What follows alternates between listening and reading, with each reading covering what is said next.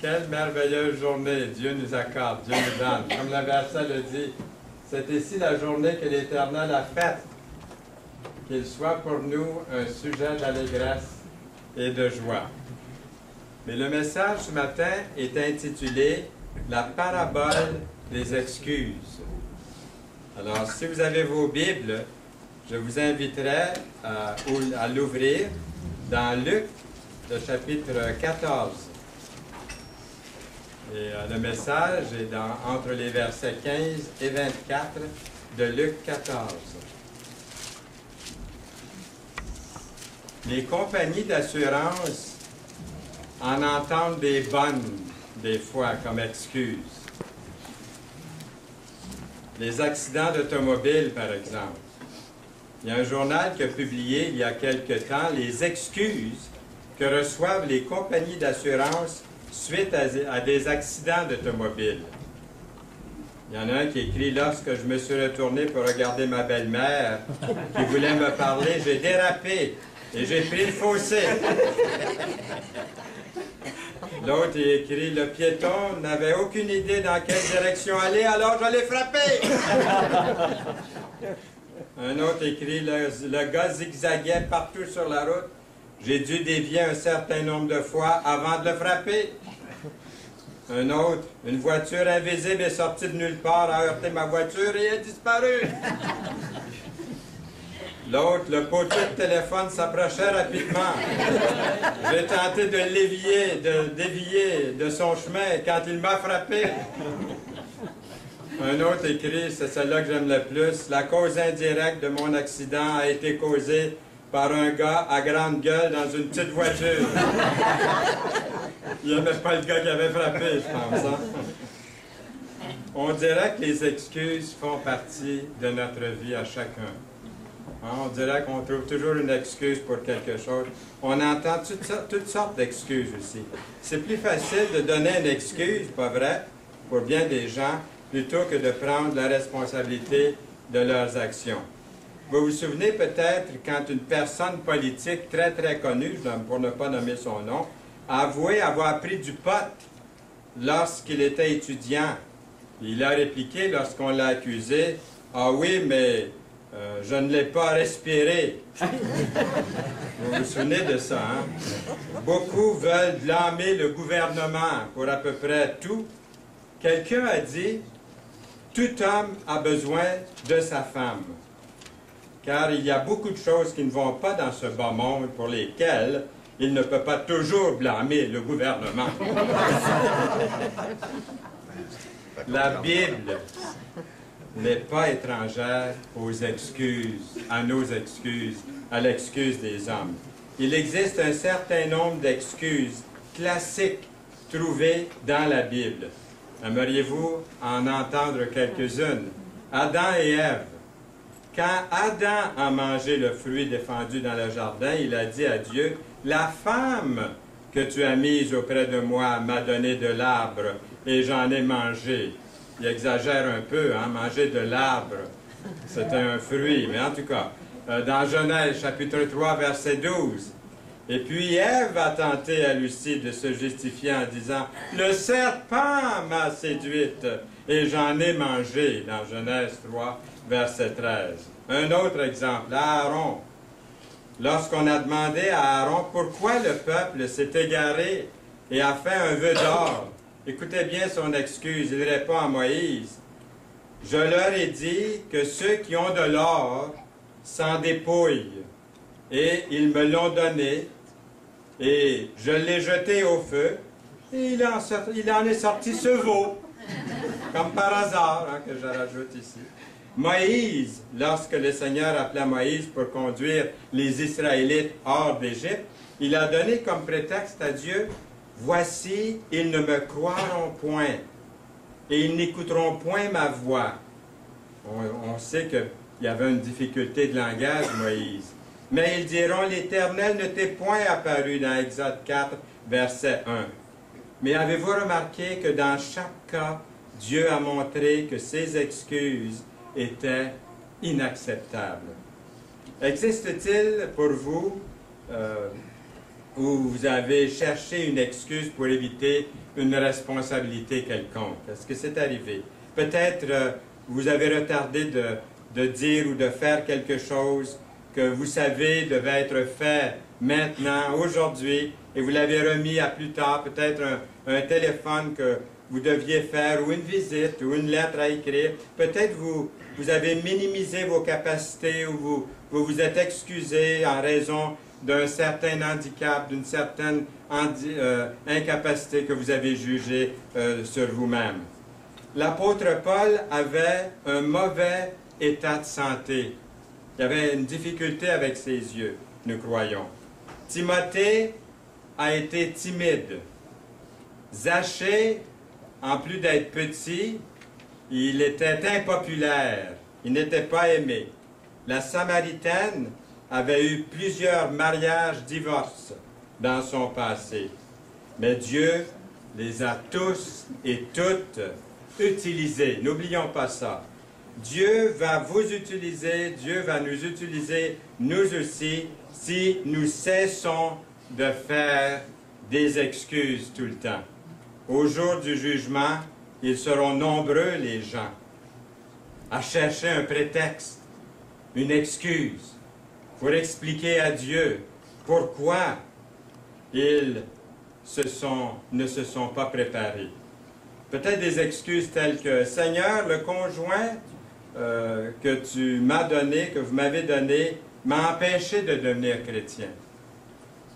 Seigneur, je n'ai pas eu le temps d'aller à l'église, travail, famille, boulot, enfants, parents, maison. Seigneur, je ne savais pas quoi faire pour être sauvé. Seigneur, personne à l'église ne m'a encouragé dans ma marche chrétienne. Seigneur, lorsque je me suis éloigné de toi, personne de l'Église ne m'a appelé ou est venu me rendre visite.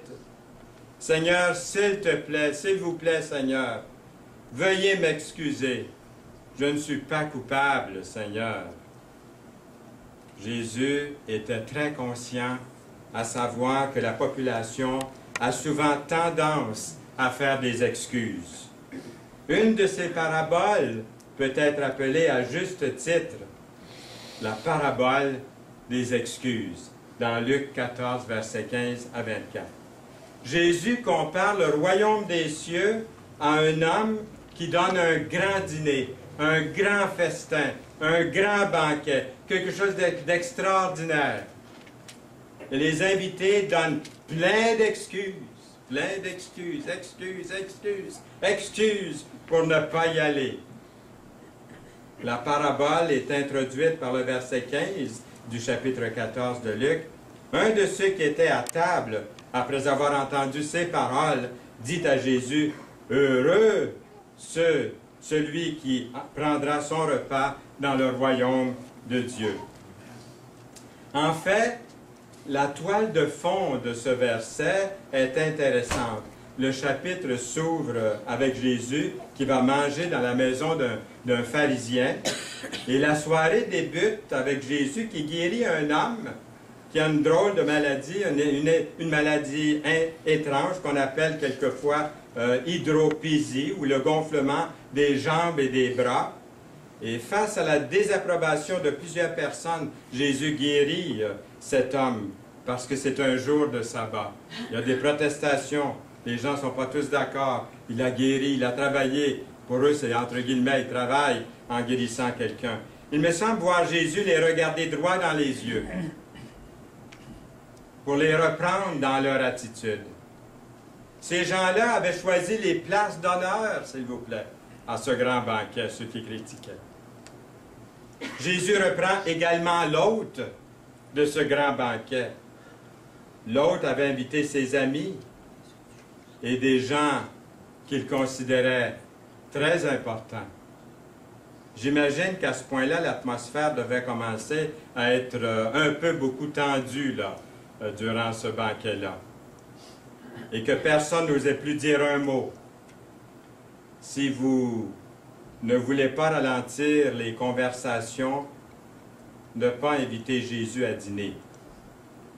Aux yeux de l'autre, Jésus pourrait se révéler être un invité redoutable. C'est comme si devant un silence embarrassant, cet homme-là lance comme ça, là, sans trop pourquoi. « Heureux celui qui prendra son repas dans le royaume de Dieu. » Qu'est-ce qu'il voulait dire par ça? Peut-être que l'homme lui-même ne savait pas au juste pourquoi il a dit ça, là. Ça aurait peut-être été une phrase lancée, un petit peu des fois comme quand on dit merci Seigneur, gloire à Dieu, le Seigneur est bon. Hein? On sort des petites phrases comme ça quand on ne sait pas trop quoi dire quelquefois. Mais Jésus ne va pas laisser passer la chose inaperçue. Jésus, par cette parabole, c'est comme s'il disait « Comment savez-vous que vous allez entrer dans le royaume de Dieu? » Cette parabole du grand banquet contient 4 thèmes. Et premièrement, la présentation. Dans Luc 14, versets 16 et 17. Et Jésus lui répondit, un homme donna un grand souper, et il invita beaucoup de gens. À l'heure du souper, il envoya son serviteur dire aux conviés, venez car tout est prêt. Au verset 16, il ne s'agissait pas d'un repas ordinaire comme on voit, mais une grande fête. Et l'hôte aussi, devait être une personne très haut placée dans la société, et c'est tout à fait en accord avec le banquet céleste. J'aimerais faire ce rapprochement ici, où Dieu Tout-Puissant sera l'hôte par excellence. Dieu a préparé un grand banquet, et plusieurs sont invités. Jésus compare le salut à un grand banquet.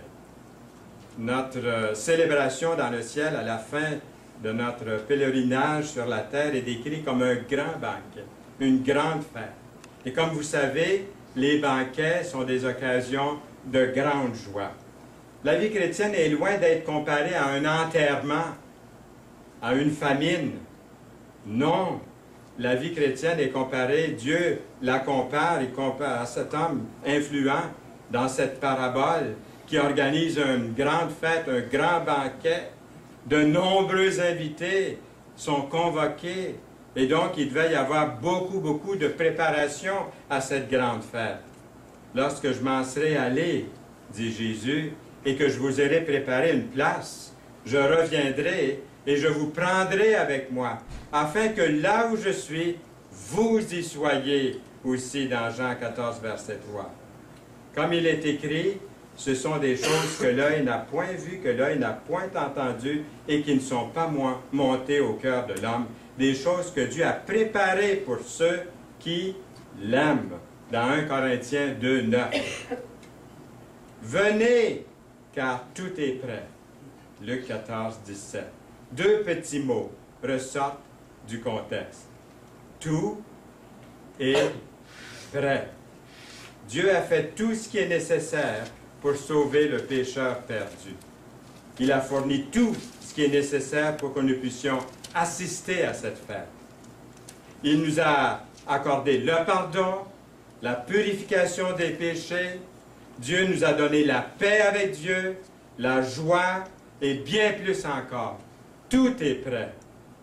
Voici maintenant le temps favorable.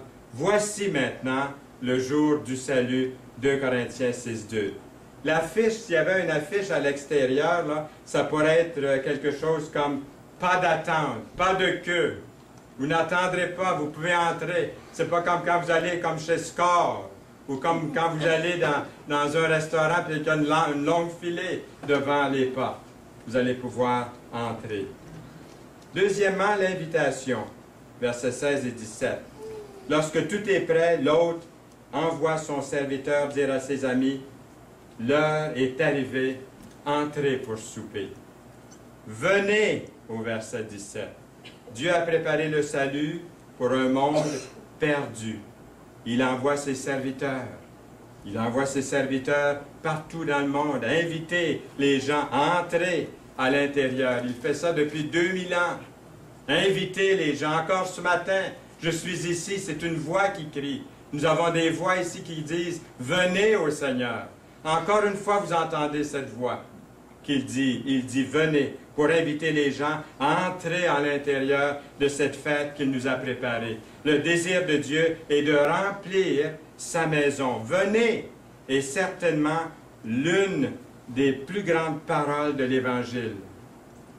La religion en général dit que le pécheur doit faire pénitence ou faire un pèlerinage à quelque part, à la Mecque ou à Sainte-Anne-de-Beaupré ou je ne sais trop où, dans le monde à quelque part. La religion demande de payer, d'acheter son salut. Mais Jésus dit à tous, venez, venez vous tous qui êtes fatigués et chargés, dit Jésus, et je vous donnerai du repos. C'est un vrai repos qu'il nous donne.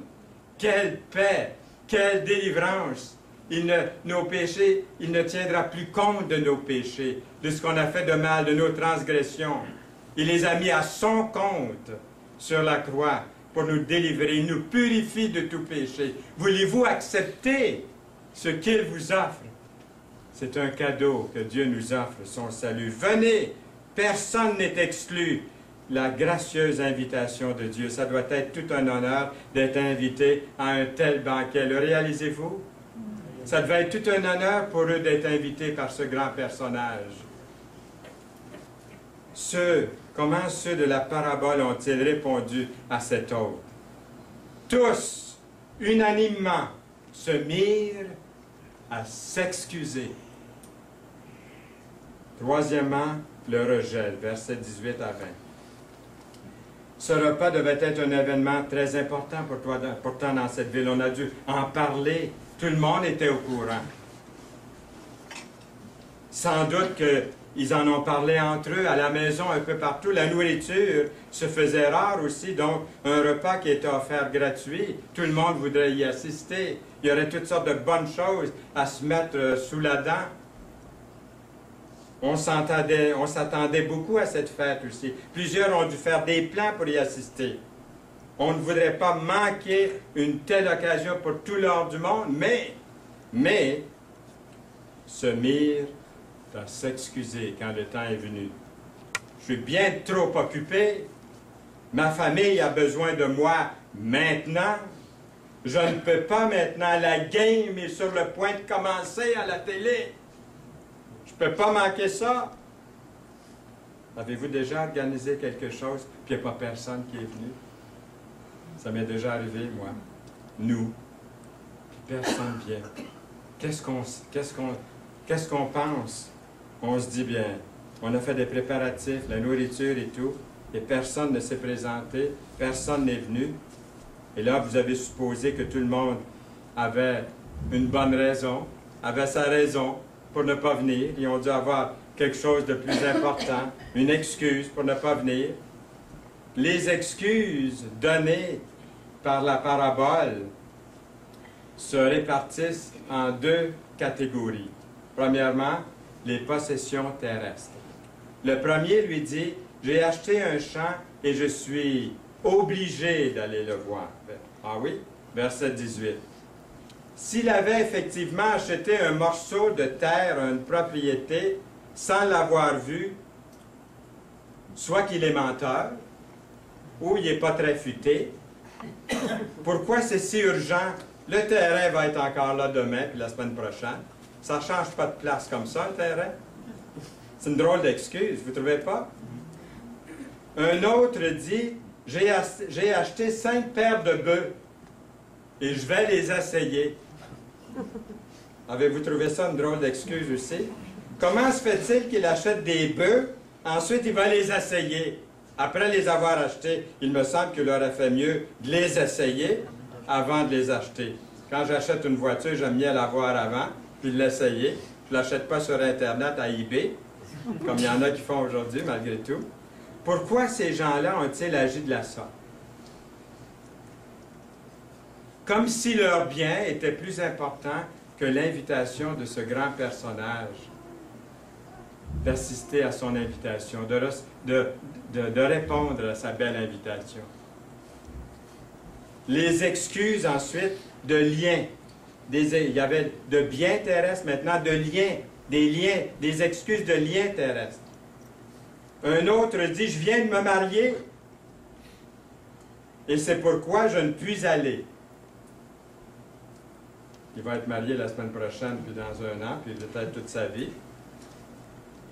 Veut-il nous faire croire que sa jeune épouse n'aime pas ça, aller manger à l'extérieur de temps en temps? Il veut-il nous faire croire qu'elle n'aime pas ça, les banquets? Connaissez-vous des jeunes épouses qui n'aiment pas aller dans un grand banquet après avoir été invitées par un grand personnage? Moi, j'en connais pas beaucoup. D'après moi, là, toutes ces excuses-là sont frivoles, sont superficielles, sont pour les nuls. Une histoire est racontée qu'un homme qui est allé voir son voisin pour lui emprunter sa tondeuse. Le voisin a expliqué qu'il ne pouvait pas lui laisser utiliser sa tondeuse parce que tous les vols d'avion avaient été annulés. L'emprunteur lui a demandé « Qu'est-ce que l'annulation des vols d'avion vient faire dans l'emprunt de votre tondeuse? » Son voisin lui a répondu « Ça n'a rien à voir. Mais si je ne veux pas vous prêter ma tondeuse, là, bien, n'importe quelle excuse, là, vaut une autre excuse. » Jésus nous avertit que toutes les excuses à la fin seront vides de sens, à moins que le royaume de Dieu ait la première priorité dans votre vie. Vous allez manquer la grande fête que Dieu a préparée. Certains n'auront aucune part à la fête en raison des possessions terrestres. D'autres en raison des liens terrestres. Seigneur, s'il vous plaît, pardonne-moi, ma femme me refusait d'aller à l'église, mais mes parents s'opposaient à ce que je devienne chrétien.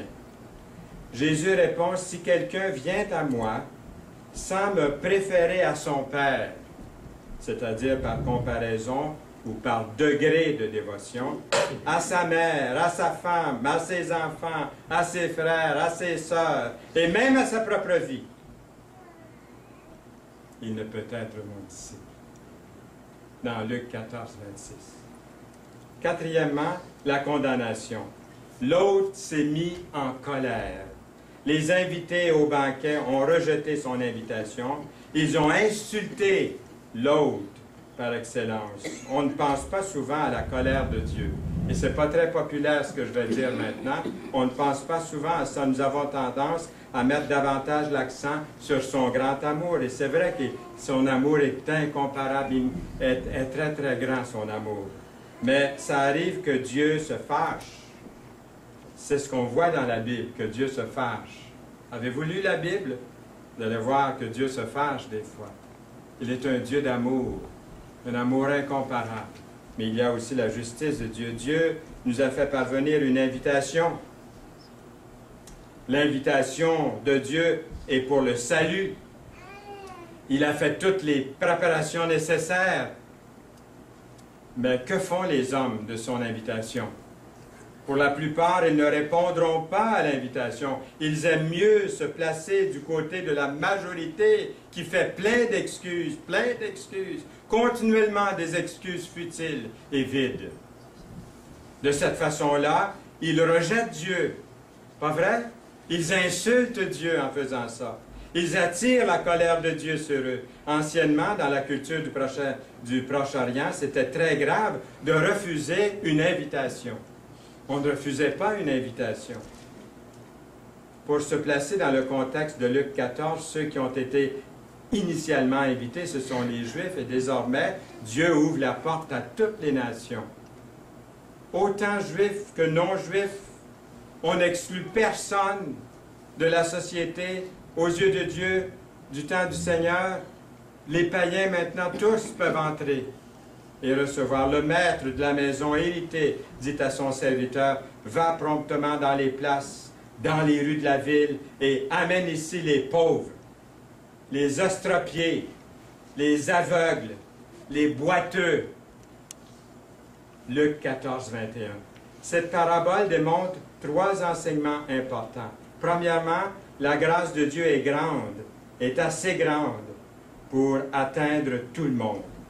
Si le peuple élu de Dieu a refusé l'invitation, ceux qui étaient considérés comme païens seront eux aussi invités et répondront dans les siècles à venir, jusqu'à ce matin, aujourd'hui, après tout l'Évangile et pour tous les peuples.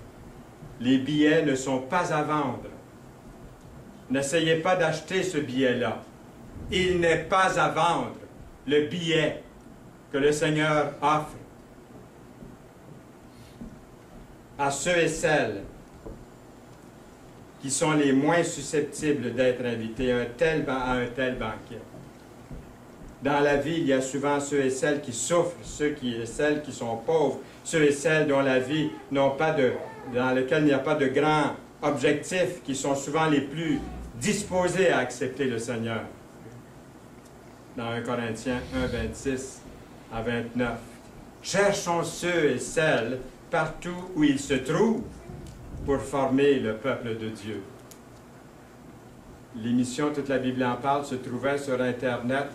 Il y a une 350, 325 émissions de Toute la Bible en parle, HTV, qui sont maintenant sur Internet. Puis il y a quelqu'un qui n'était pas content parce que l'émission dans laquelle il paraissait était à côté d'une mauvaise émission là, quelconque du monde. Mais c'est là qu'ils sont les pécheurs. C'est là que l'émission est, là où ils sont le plus grand nombre de pécheurs. Il ne faut pas placer l'émission où est-ce qu'il n'y a pas personne qui va écouter l'Évangile.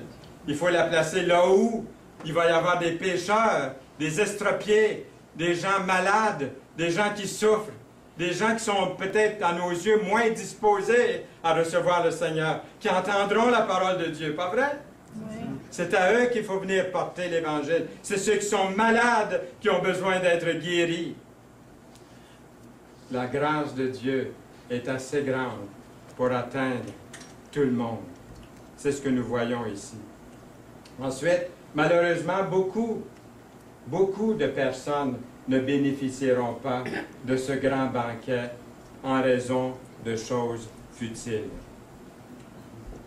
Quand j'étais plus jeune, j'ai suivi différents cours et puis je me suis dirigé en premier dans un cours commercial. Ensuite, je suis allé en photographie. J'ai fait quelques années là-dedans. Ensuite, j'ai travaillé même dans un studio de photographie et puis ensuite dans une grande compagnie dans le bureau d'expédition d'un moulin à papier à Trois-Rivières. Et plus tard, j'ai changé d'orientation, je me suis dirigé vers le dessin industriel. Donc, mon métier, vraiment, c'est dessinateur industriel. Mais je ne l'ai jamais fait comme travail, même si j'ai très, très bien réussi avec une grande distinction dans le dessin industriel. Mais c'est pendant que je travaillais comme ça au bureau et puis que le Seigneur m'a appelé et nous sommes allés étudier à l'Institut biblique Bethel. C'est une petite maison à l'époque, au tout début. Et là, nous avons suivi un cours biblique de 3 ans. Ensuite, je me suis dirigé dans le domaine de la radio. Et depuis 1963, des émissions chaque semaine, sans manquer une seule semaine, pendant 46 ans, nous faisons des émissions à la télévision. Pendant 25 ans à la télévision, avec l'aide de plusieurs qui sont ici ce matin, Réal et Monique et d'autres qui nous ont aidés. Et je suis devenu finalement prédicateur de l'Évangile. Vous dites, quel échec! Hein? Quand j'ai témoigné à mon médecin dernièrement, il dit, vous êtes passé par plusieurs chemins pour arriver à ce que vous êtes. Mais, dernièrement, j'en parlais avec mon épouse Yolande, et combien nous sommes reconnaissants au Seigneur de nous avoir guidés tout au long de ce chemin-là, par lequel il nous a dirigés. Je ne voudrais pas aujourd'hui revenir en arrière et changer le sens de ma vie, parce que Dieu s'est servi de nous pour faire une différence dans la vie de plusieurs personnes au cours de ces années-là, dans le domaine spirituel et éternel. J'aurais pu choisir un chemin différent pour ma vie, mais il aurait été un chemin de moindre importance à mes yeux. Mais, je ne dois pas oublier de vous dire quelque chose. Mais, quelle est la chose la plus importante dans ma vie, dans votre vie? La chose la plus importante a été d'accepter Jésus comme mon Sauveur et Seigneur et de vivre pour Dieu. J'ai peur que beaucoup vont passer à côté du ciel, non pas parce qu'ils ont été impliquées dans de mauvaises choses en elles-mêmes, mais parce qu'elles ont choisi les choses de moindre importance. Votre vie, c'est Jésus-Christ qui la réclame. Jésus demande la première place dans votre cœur. A-t-il la priorité dans votre vie? Ou est-il seulement quelque chose de distant qu'on va prier le dimanche à l'Église?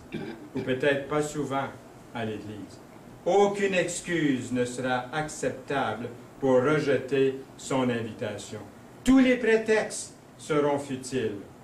Que faites-vous de l'invitation de Dieu pour le salut? C'est la chose la plus importante. Toutes les autres choses dans ma vie, je les considère comme de la boue, comme aurait dit Paul, comme vain. Mais le salut, c'est la chose la plus grande. Le chemin qu'il nous a tracé dans sa volonté.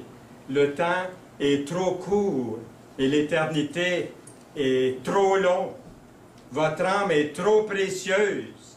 L'enfer est trop horrible.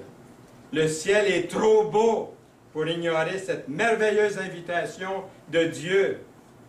Conclusion, au jour du jugement, ceux qui auront entendu l'Évangile prêché et refusé l'invitation de Dieu, il y aura moins deux excuses qu'ils ne seront pas en mesure d'utiliser.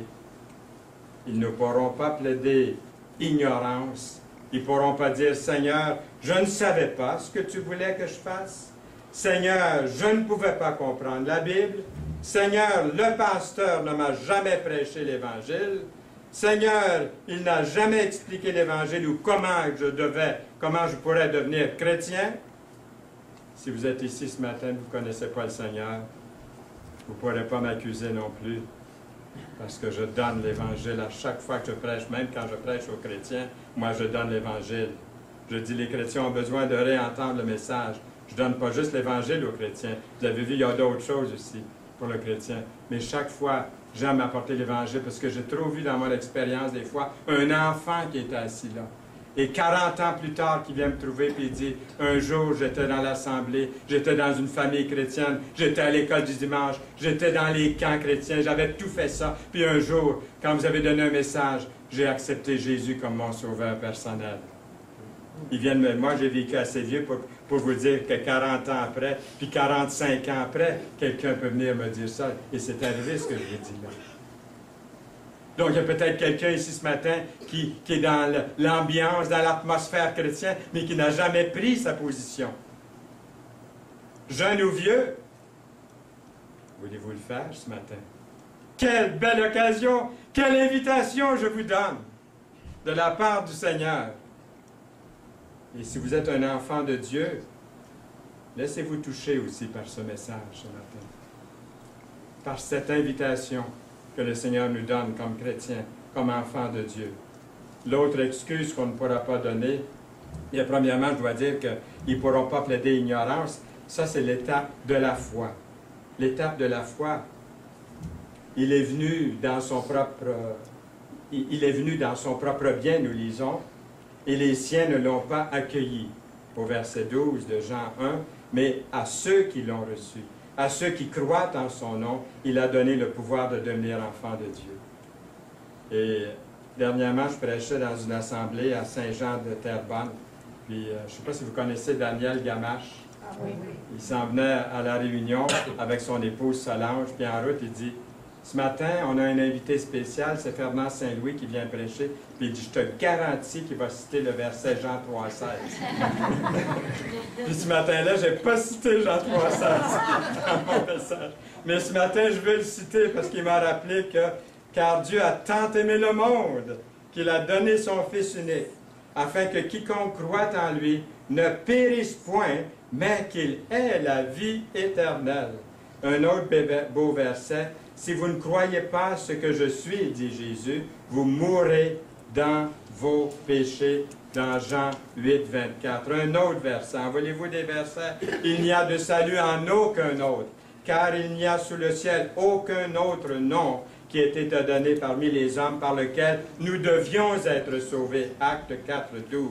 En voulez-vous un autre? Car vous êtes tous fils de Dieu par la foi en Jésus-Christ. Vous tous qui avez été baptisés en Christ, vous avez revêtu Christ. Galates 3, 26 et 27. Se détourner du péché, c'est l'étape de la repentance. La foi, la repentance. Après avoir entendu ce discours, ils eurent le cœur vivement touché, et ils dirent à Pierre et aux autres apôtres, « Hommes frères, que ferons-nous? » Pierre leur dit, « Repentez-vous, et que chacun de vous soit baptisé au nom de Jésus-Christ, à cause du pardon de vos péchés, et vous recevrez le don du Saint-Esprit. » Dans Actes 2, 37. Nous lisons aussi, Dieu, sans tenir compte des temps d'ignorance, annonce maintenant à tous les hommes, en tout lieu, qu'ils ont à se repentir. Dans Actes 17, verset 30. Se déclarer publiquement pour le Christ devant les hommes, c'est l'étape de notre identification avec le Seigneur Jésus-Christ. C'est pourquoi quiconque se déclarera publiquement pour moi, je me déclarerai moi aussi pour lui devant mon Père qui est dans les cieux. Matthieu 10, 32. C'est en croyant du cœur qu'on parvient à la justice et c'est en confessant de la bouche qu'on parvient au salut. Romains 10, 10. Combat le bon combat de la foi, saisis la vie éternelle à laquelle tu as été appelé et pour laquelle tu as fait une belle confession en présence d'un grand nombre de témoins. 1 Timothée 6, 12. Être immergé, c'est l'étape de notre baptême par immersion. Le baptême est l'occasion de rendre témoignage publiquement que le sang de Christ, de Jésus, nous a purifiés de tout péché. Pourquoi tardes-tu? Lève-toi, sois baptisé et lavé de tes péchés en invoquant le nom du Seigneur. Acte 22, verset 16. Des excuses pour refuser le baptême, il y a plein d'excuses. Je ne connais pas assez les Saintes Écritures. Je ne suis pas assez bon. Mes parents n'ont jamais été baptisés par immersion. Le brigand sur la croix n'a jamais été baptisé. Le baptême n'est pas nécessaire au salut. Je compte être baptisé un jour. L'étape de la rétribution ou de la récompense. J'ai combattu le bon combat. Un verset qui ressemble à celui qu'on vient de lire il y a un instant. L'apôtre écrit, j'ai combattu le bon combat, j'ai achevé la course, j'ai gardé la foi. Désormais, la couronne de justice m'est réservée. Le Seigneur, le juste juge, me la donnera dans ce jour-là, et non seulement à moi, mais encore à tous ceux qui auront aimé son avènement. 2 Timothée 4, 7 et 8. Il y a au moins deux excuses qu'ils ne pourront pas utiliser, qu'ils ne seront pas en mesure d'utiliser. Ils ne pourront pas plaider ignorance. Ils ne pourront pas être en mesure de blâmer Dieu.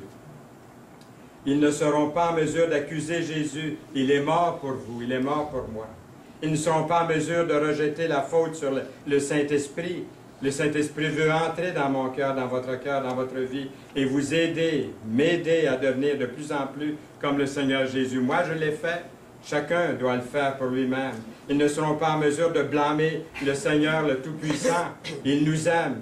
Il nous aime tellement qu'il a donné son propre Fils pour mourir comme châtiment pour nos fautes. Ne voulant pas qu'aucun périsse, mais voulant que tous arrivent à la repentance. 2 Pierre 3, 9. Au jour du jugement, si par malheur quelqu'un n'est pas sauvé, quelle excuse va-t-il donner?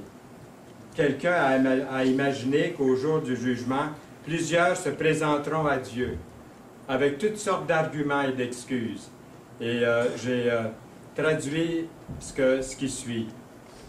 À la fin des temps, des milliards de personnes se tiennent debout devant le trône de Dieu, prennent la parole et disent « Comment Dieu peut-il avoir connu la souffrance? » Une jeune dame montre un certain nombre de ses tatouages dont elle a été marquée dans un camp de concentration nazi. Nous avons enduré la terreur, les coups, la torture, la mort. Dans un autre groupe, un garçon baisse le col de sa chemise et montre les cicatrices laissées par le fouet de son maître.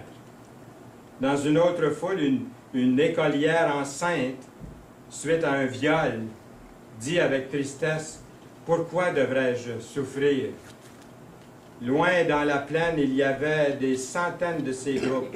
Chacun avait une plainte contre Dieu pour le mal et la souffrance qu'il a permis.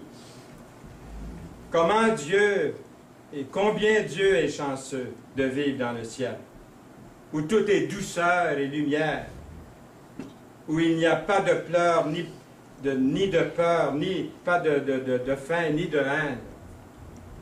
Qu'est-ce que Dieu connaît de tout ce que les hommes ont été contraints de supporter dans ce monde? Dieu mène une vie très, très protégée, disent-ils. Chacun de ces groupes a envoyé son représentant, certains choisis parce qu'ils ont souffert en tant que juifs, ou de races différentes, ou parce qu'ils ont été victimes d'Hiroshima, ou parce qu'ils sont très handicapés, ou parce que c'est un enfant souffrant de graves malformations congénitales, etc., etc. Au centre de la plaine, ils se sont consultés les uns les autres, et finalement, ils étaient prêts à présenter leur cas. Avant de pouvoir se qualifier comme leur juge, Dieu doit endurer ce qu'eux-mêmes avaient enduré. Leur décision est telle que Dieu doit être condamné à vivre sur la terre comme homme. Parce qu'il est né juif, cela compromet la légitimité de sa naissance. C'est lui donner un travail si difficile à accomplir que même sa famille penserait qu'il est fou. Qu'il soit trahi par ses plus proches amis, qu'on fasse de fausses accusations contre lui, qu'il soit jugé par un jury, que des préjugés soient lancés contre lui, qu'il soit condamné suite à un procès déloyal, qu'il soit torturé et mis à mort. Enfin, qu'il voit ce que cela signifie d'être terriblement seul. Ensuite, laissez-le mourir. Laissez-le mourir pour qu'il n'y ait aucun doute qu'il est vraiment mort. Qu'il y ait un grand nombre de témoins pour vérifier sa mort. Lorsque la dernière phrase a été prononcée devant cette grande foule réunie, il y eut un long silence. Et personne n'osait plus dire un mot. Personne ne bougeait. Soudain, tous réalisèrent que Dieu, dans la personne du Seigneur Jésus-Christ, a souffert à notre place et a déjà payé le prix de notre salut. Malheureusement, si quelqu'un est perdu au jour du jugement, ce ne sera pas la faute de personne, mais la leur. Dieu vous a donné à vous et à moi une majestueuse invitation. Qu'allons-nous faire de cette invitation de Dieu? Et ici, je vous offre une prière que vous pouvez faire sincèrement au Seigneur. Faites-la vos propres paroles dans votre cœur, sincèrement à Dieu. Dites-lui, Seigneur Dieu, je te remercie d'avoir rendu possible mon salut. Je te remercie de me pardonner tous mes péchés. Je te remercie de me préparer une place pour vivre éternellement dans ta demeure. Merci de m'avoir donné l'occasion de recevoir ton invitation, de ne pas la refuser. Je ne traite pas ta miséricorde avec légèreté, je ne raterai pas ton banquet parce que j'étais trop occupé avec des choses de moindre importance. Je suis reconnaissant de ce que tu es en mesure de garder mon salut pour l'éternité et de me donner la possibilité de me tenir debout, irréprochable devant toi, à cause de ce que Jésus a accompli à la croix pour moi. Amen. Amen. Amen. Merci pour ta parole, Seigneur, pour cette parabole que nous avons appelée la parabole des excuses. Cette parabole vient de toi, Seigneur Jésus, pour nous aujourd'hui.